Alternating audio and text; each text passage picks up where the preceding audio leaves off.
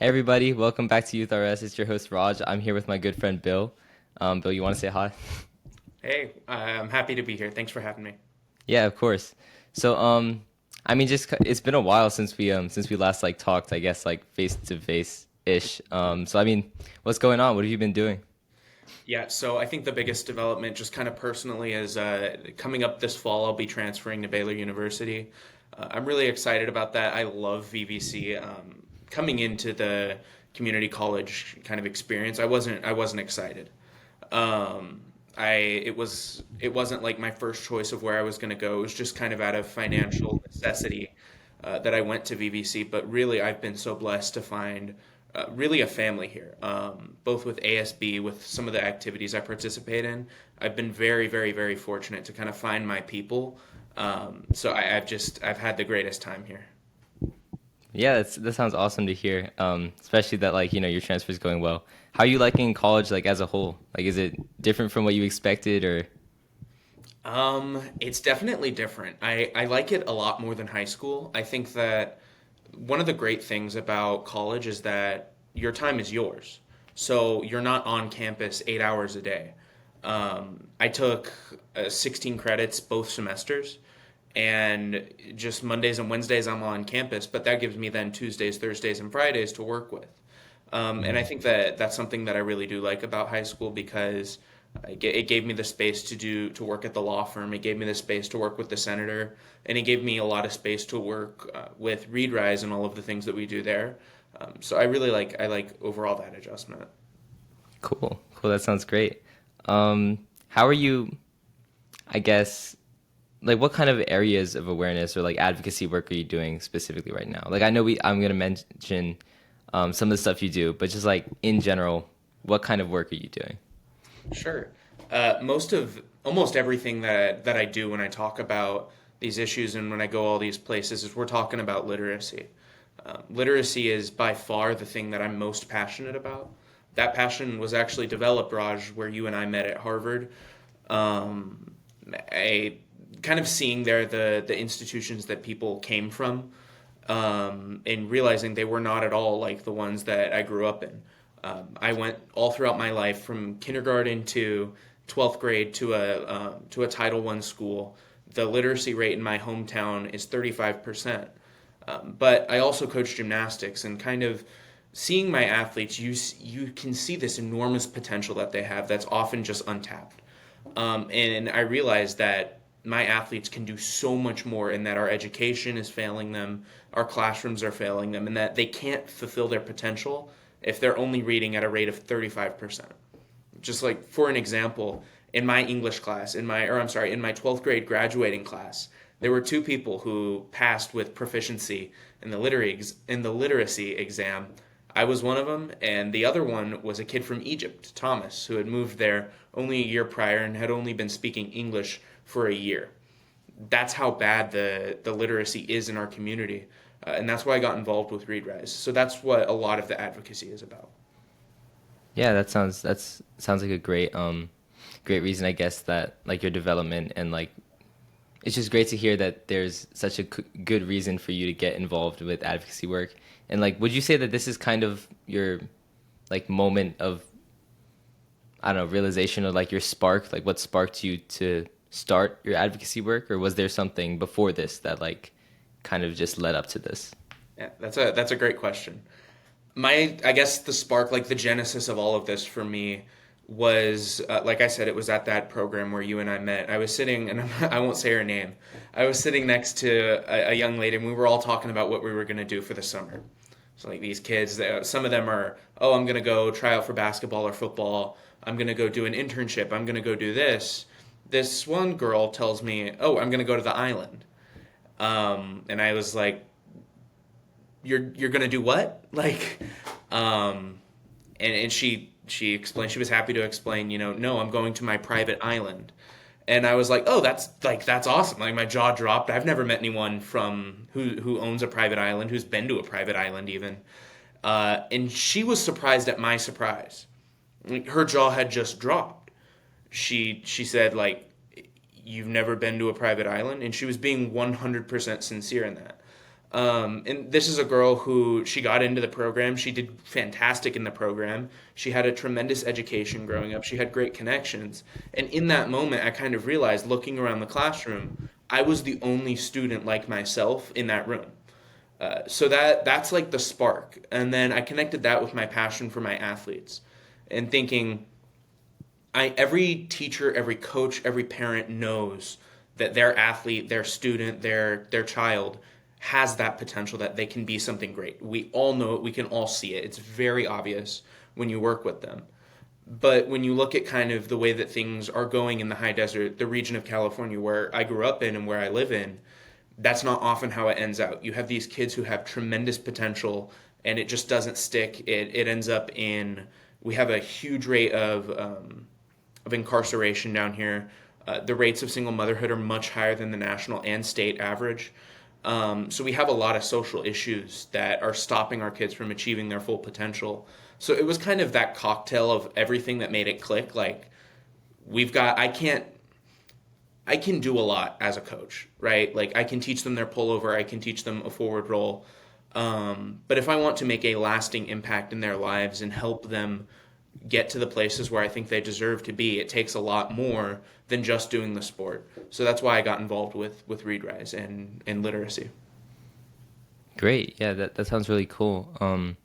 Would you say that this like the problems that you described in your community, or I guess your area, would you say those problems stem more from like a problem with the education system and like the rules we currently have, or just like how schools and how institutions are implementing that policy or implementing the system we have? So I think it's kind of hard to diagnose a specific cause Yeah. for a giant issue.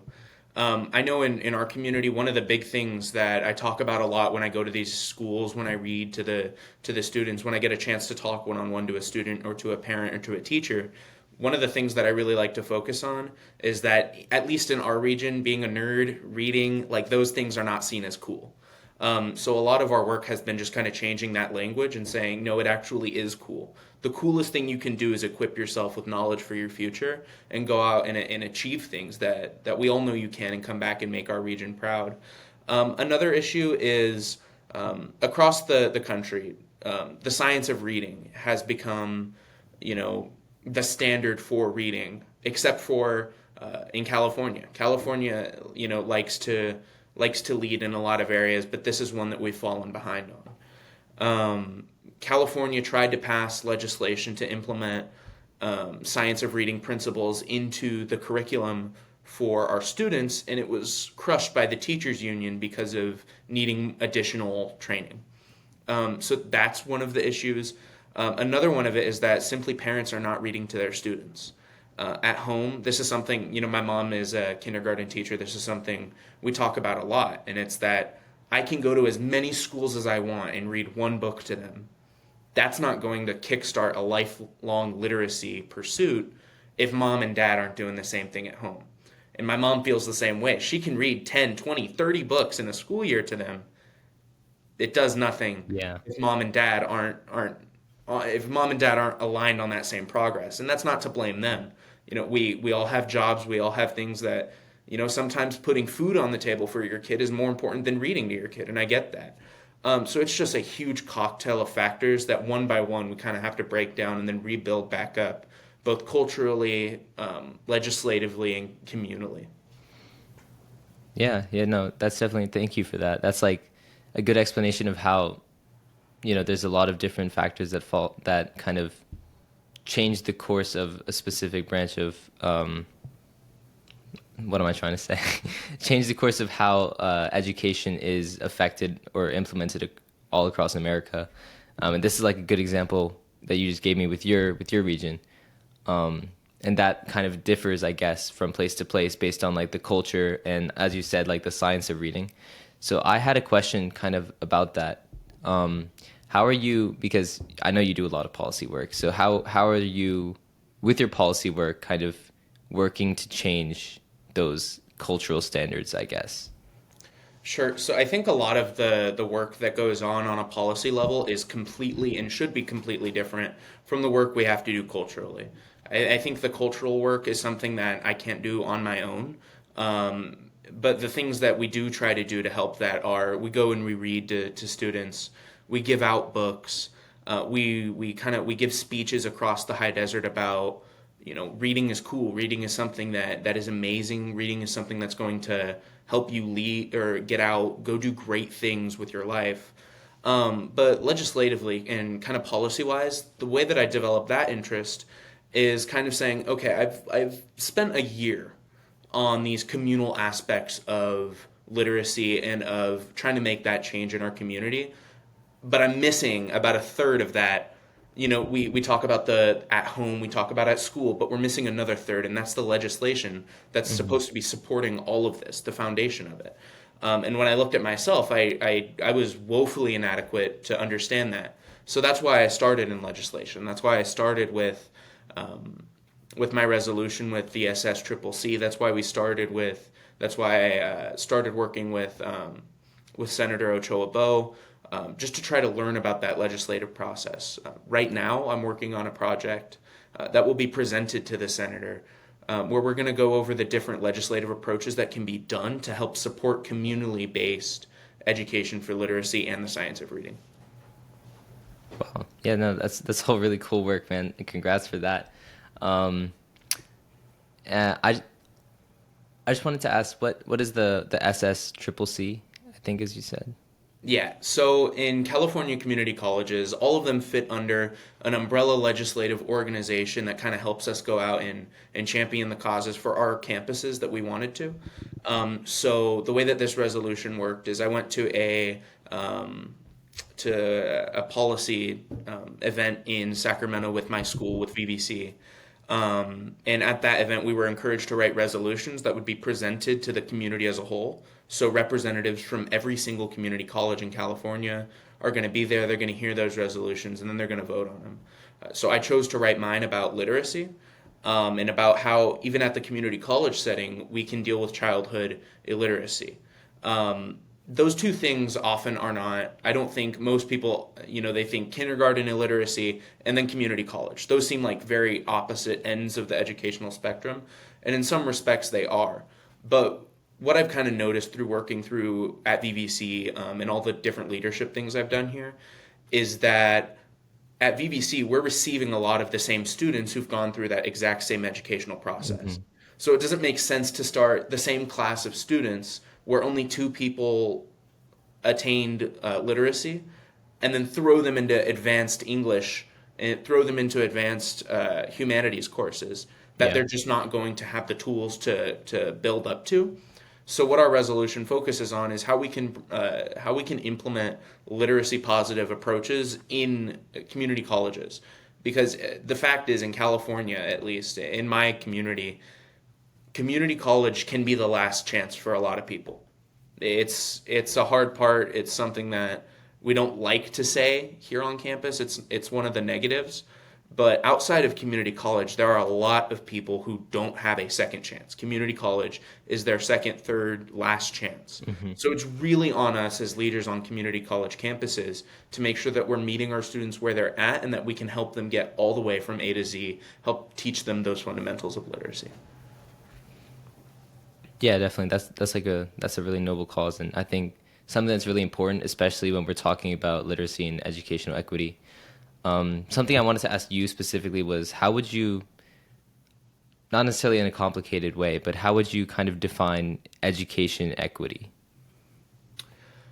I think that educational equity, when I think about it, I think about like I said with coaching, the just massive amount of potential that exists and the percentage of that potential that goes to waste. I'll tell you, when I was in 5th grade, I was friends with a group of 5 kids. Out of those 5 kids, 2 have gotten their girlfriends pregnant in high school. One of them transferred out of state. We have no clue where he is. And 2 were arrested. That's how that group ended up. But in 5th grade, there was this one particular kid, and I won't say his name. There was a particular kid that I remember who was so smart. This kid was obviously going places. He just had it. Everyone, you can see when somebody has that it factor. This kid had it even in fifth grade. He was charismatic. He was a leader. He was smart. And I hadn't talked to him from fifth grade to about 10th grade. And then one day in 10th grade, the school gets locked down. And everyone, at first we all think it's a drill, so we're all like hiding under our desks, like kind of playing around, like maybe poking each other, like playing Candy Crush or whatever, watching TikTok. And then somebody texts me and they said, it's that kid. And that was a real, you asked me earlier about turning points. That was a real predicate to the turning point I would later have in Boston, because that kid had it. He could have been something great. That kid, I really think the state lost a future senator in that kid. So when I think about educational equity, I think about stories like that. I think about what that student could have done in our community and how that was taken away by not having the right family structure, by not having the right support at school, by not having enough adults who believed in him. And when I think about educational equity, the most important thing to me is that we stop this massive line of students that the same story will repeat over and over and over and over and over, just different names, different faces, and different students, but the same story will be true. So when I think about educational equity, I want to stop that progression of that parade of students who are just kind of missing out on all the things that they can do, both for themselves and for the community at large. Yeah, well, that's definitely that's an incredible story. First of all, it really shows how, like, exactly what you just said, that those types of situations can happen really to anyone, and it kind of stems from this like lack of an equal opportunity to education, an equal opportunity to have a successful career, have a successful future. And again, just as you said, yeah, I feel like it's also one that is replicated not just in a specific area, but all across the U.S. because of either because of our education system or just because of our culture in the way we act with education or how we treat education as a concept. But yeah, I feel like you would also agree that this problem of education inequities is definitely something that's commonly misunderstood, right? And definitely oversimplified and overlooked sometimes when we're looking at like how big of an impact it has on someone's life. I feel like that's definitely something that that is an issue that we have to resolve. And although I'm not really sure how that would be resolved, I feel like you are an ideal example of someone who's genuinely working towards a better future. And I just want to commend you on that, first of all. Like, I really respect you for the work you do.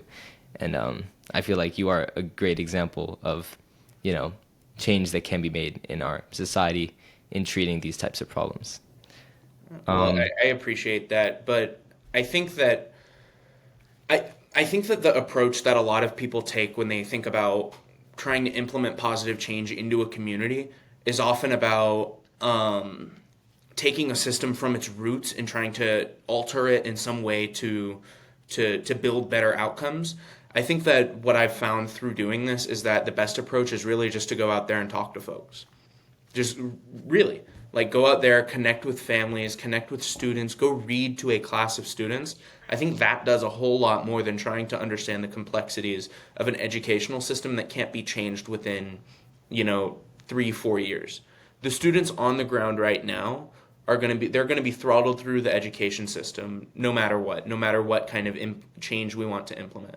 Now, there's a serious discussion to have about that at a different time, but I think if you want to make real change on the lives of the students who are in the schools now, the best thing you can do is just connect with them, help give them the resources that they need, and kind of take a more on-the-ground approach as opposed to, like, pontificating about, the school system at large and trying to make changes systemically before you go on the ground and meet the students. Yeah, so I guess it's also like a call to action, I guess, to the people that are watching this podcast episode. Go out in your community, just help out, honestly. Like, as Bill just said, that is one of the biggest impacts that you can make in your local community, just by being present in it, I guess, is a good way to look at it. And Bill, I don't want to make like I don't want it to be like too big of a question, but in your opinion, what are some of like the biggest barriers to education equity, I guess, in either your specific community or if you want to talk about the US system, but I guess that's kind of different based on where you are. So, what would you consider a barrier to equity in your area, I guess? So when I think about barriers to students fulfilling all of their potential, I think an obvious one is the kind of educational resources that our students have. Now, this, of course, does not mean that the students in really, really lavish places don't deserve that kind of education, because they do. But returning to in Boston in that classroom where I kind of looked around and there was no one else from a Title I school, I think that that's a lot of it. I don't think that there's a substantive difference between the kids that were in my English classes in Oak Hills, California, and the students who are in honors, prep schools in Cambridge, Massachusetts. I don't think there's a substantive difference between intelligence, between ability to comprehend, between potential. I think the difference is that children in Cambridge grow up with education, education, and then more education.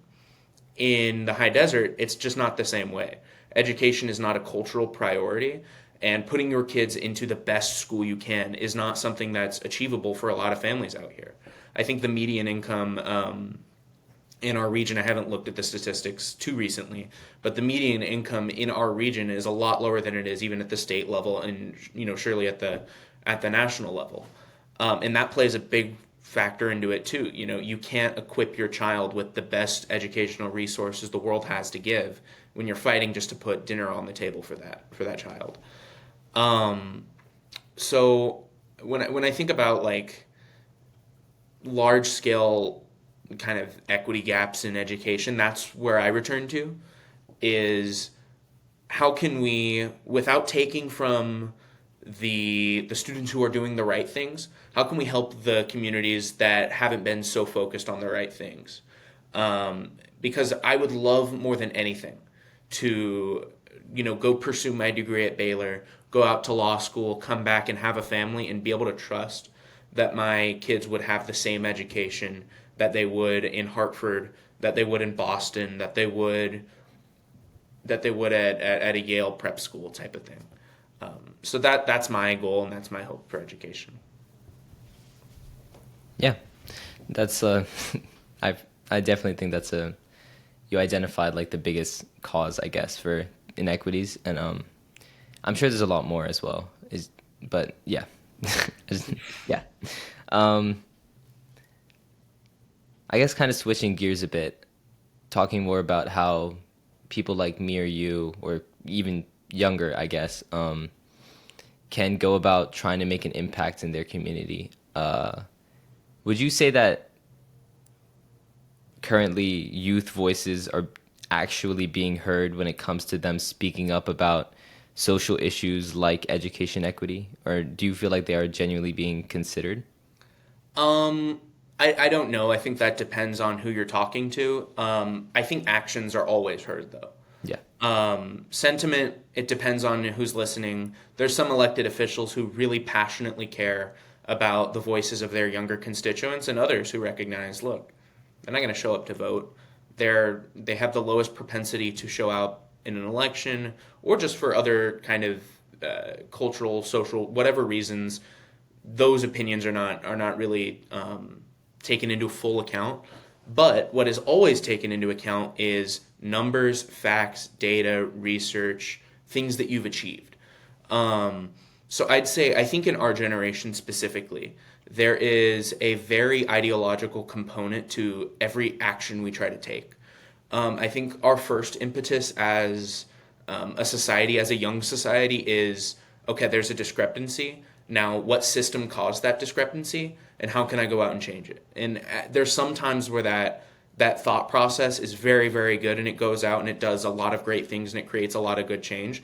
But there's also times where you're jumping into the furthest, deepest end of a pool without understanding the beginning.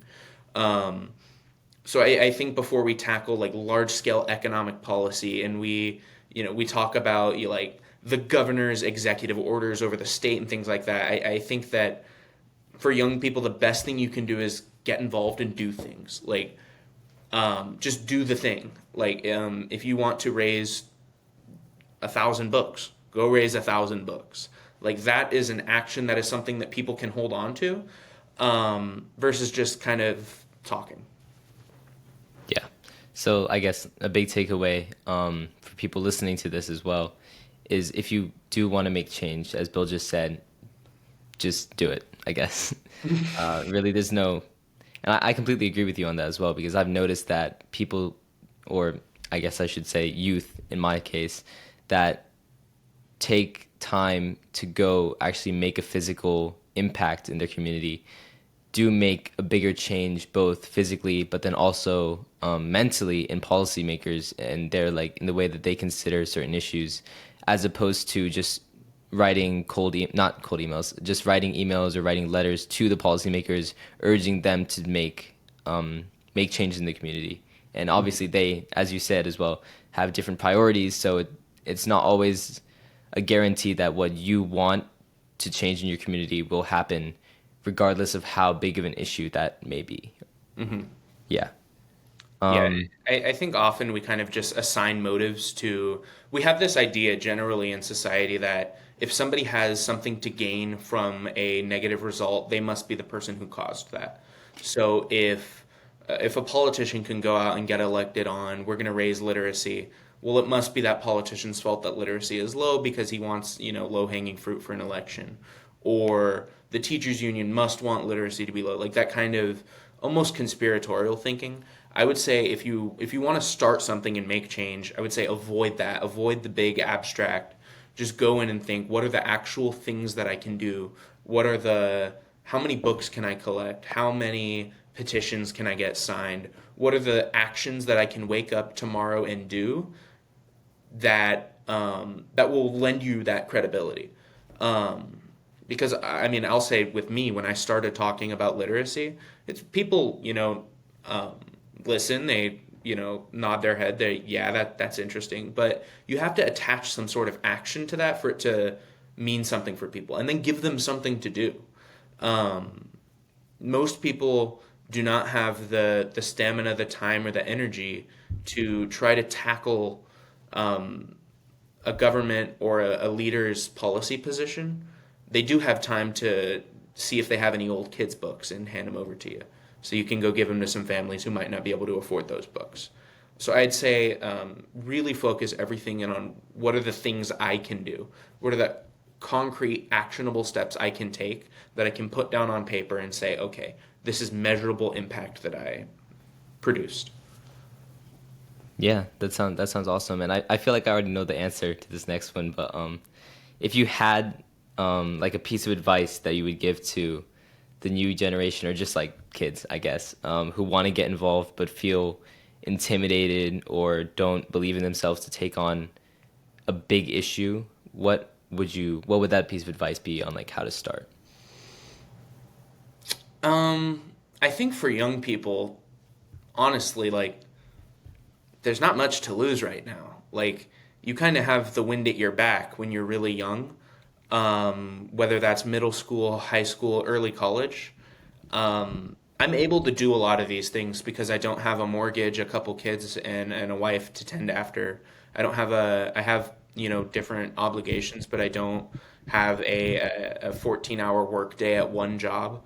Um, I'd say just go out and actually do the thing. Um, I think if you see yourself as a change maker, as um, somebody who can be an influencer, somebody who can change things in your community, don't just let that be a thought back here in the back of your head. I'd say go out and do things. Go show some evidence of that. Um, Use the skills that you have, because we all have skills that when we stack up in our community, maybe to our peers, maybe to our friends, maybe just in general, we have skills that set us apart. Go out and use those skills. um, you mentioned kind of being afraid. I think that in high school, to be completely honest, I started a lot of this when I got into college. I think in high school, I honestly would have been worried about what other people think. Now that I'm out, um, no one cares. Like, go out there and do the absolute best that you can do, irrespective of what other people are going to think about you, because none of them matter. The year after you graduate, the opinions of them aren't going to matter, but the results that you have and the things that you've done for your community are permanent. High school's 4 years. You can make some real permanent change, though. Yeah, I think that's an incredible piece of advice and something that it's also a good place to leave off for this episode. But before we get to like the closing, are there any questions that you might have wished that I asked you? I think if we have a little bit more time, I'd like to talk kind of about some of the other things that we're involved with. Um, Kind of talk about the college that I go to. I owe a huge debt of gratitude to my institution. They've been absolutely great. So I just kind of like to talk about the different avenues for education, and then for I'll tell a personal story here. I'd kind of like to talk about. I wish there was a resource for me when I was kind of searching for something to hook onto and something to find meaning and purpose and fulfillment in, and something to go out and be successful, and something to satisfy that ambition. And I think we all have that belief inside of us that like I can be great, like I can do it, I want to be great, I want to go out there and do this. And for me, young in the younger years of high school, that just kind of burned up inside of me, and I didn't know how to get it out. So I think it would be cool to kind of talk about the story about in high school, kind of where I was, how I got to now, because I think I kind of wish that story was there when it was me, because I remember distinctly in eighth grade feeling like I was the biggest loser, like that nothing I tried would work, that I had this potential but I was throwing it away, and I just had no clue where to start. Um, so I think it would be cool to kind of go over that part of it. Yeah, I mean, but the floor is yours. I'm just Yeah. here to listen. So in eighth grade, I um I had a total of I think 81 class suspensions in my eighth grade year. I had all F's and D's in all my courses. I did not care to pay attention. I was like a class clown trying to get attention from my peers all the time. I remember distinctly, and it was always kind of a guise to cover up that I'm a nerd, and that I was afraid of being perceived as smart.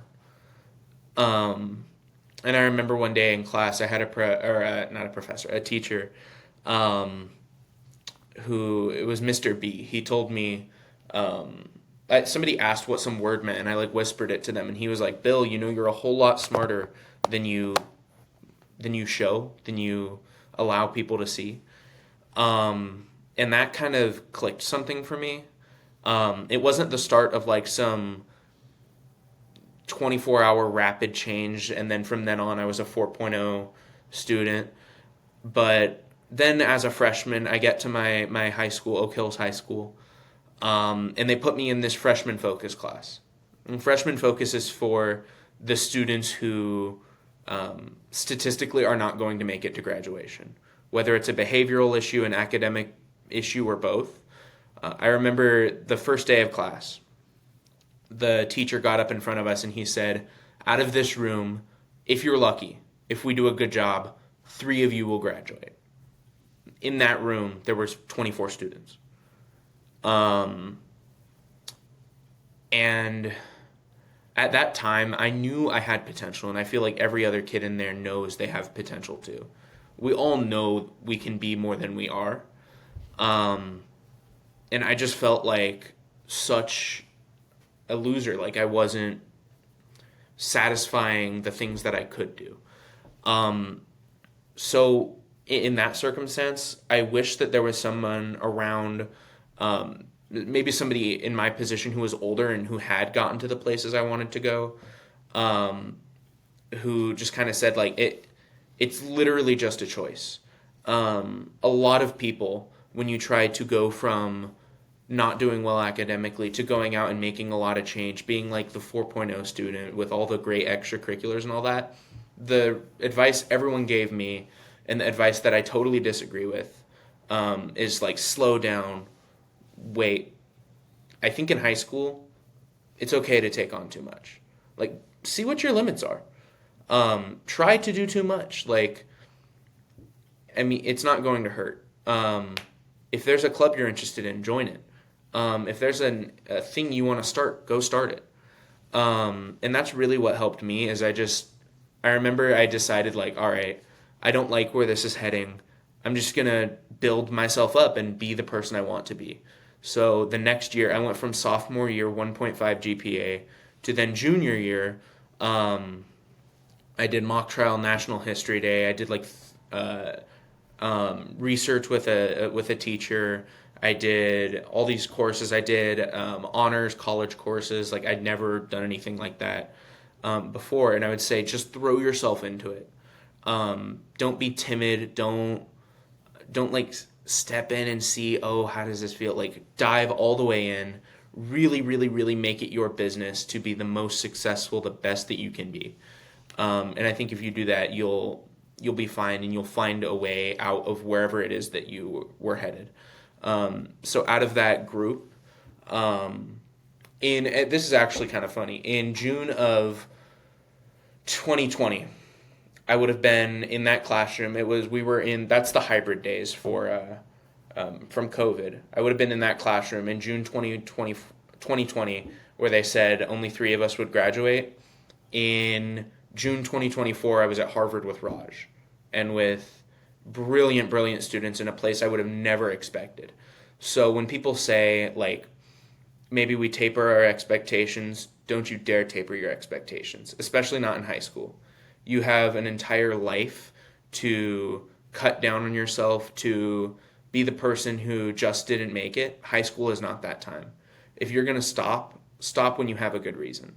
But don't slow down.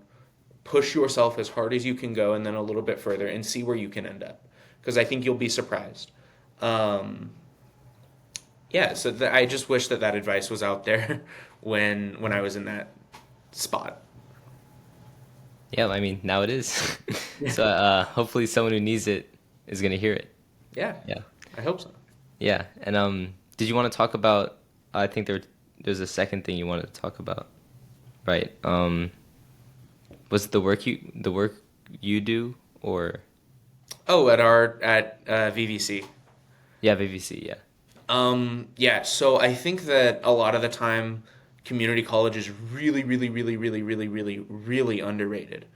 Had I started out my options going into freshman year were study abroad in London, under my institution I'm transferring for, or go to Victor Valley College, which is probably 30 minutes away from my house.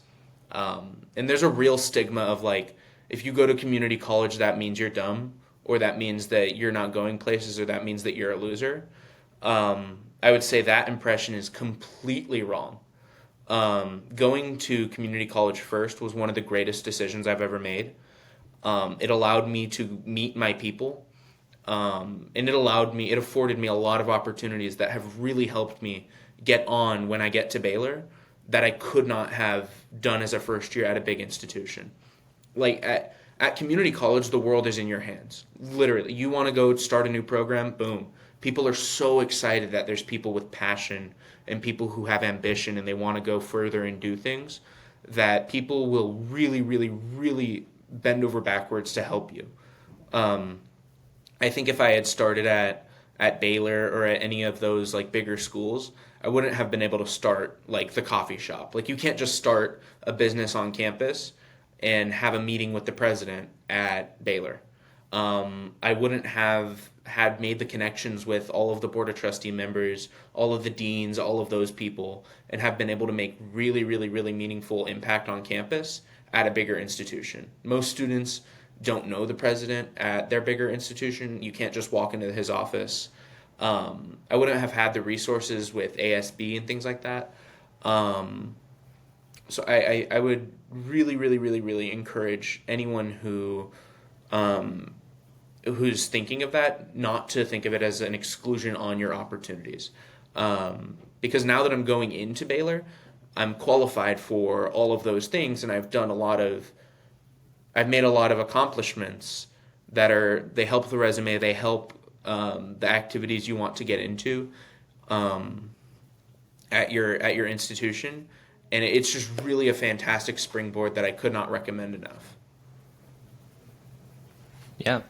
Well, I mean, again, hopefully someone who's looking for advice on like stuff to do after high school sees this or hears this, I guess, and takes that to heart as well. Because I know for a fact as well, even in my area, community college is a really, really great option and definitely something that people who are thinking about it should pursue. Yeah. Yeah.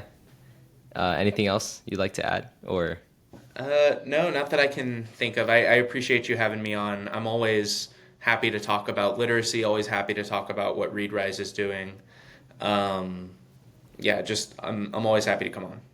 yeah, I appreciate you coming too. I mean, you're definitely like some of the stuff you said, even just today, is inspirational, really. And again, I have to commend you for just being such an active person in your community. And hopefully, you can serve as a bit of a role model for people listening to or hearing this podcast, and you can inspire some, just do it change.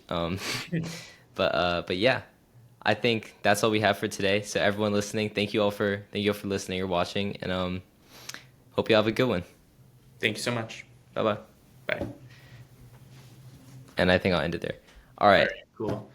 that was really good, man. Thank you so Thank much. you. Yeah, dude, thank you. That was fun. My first Yeah. podcast in the books. Do you have I keep you have Spotify, right? Hmm. Okay, I'll just send you this link when I post it. I have to film the intro clip after this, and then it's gonna take like an hour to upload. But I'll let you know when I post it, and then you can check it out for yourself. Awesome. Thank you so much. All right, bet. All right, Thank you. stay in touch. Bye bye. Bye bye.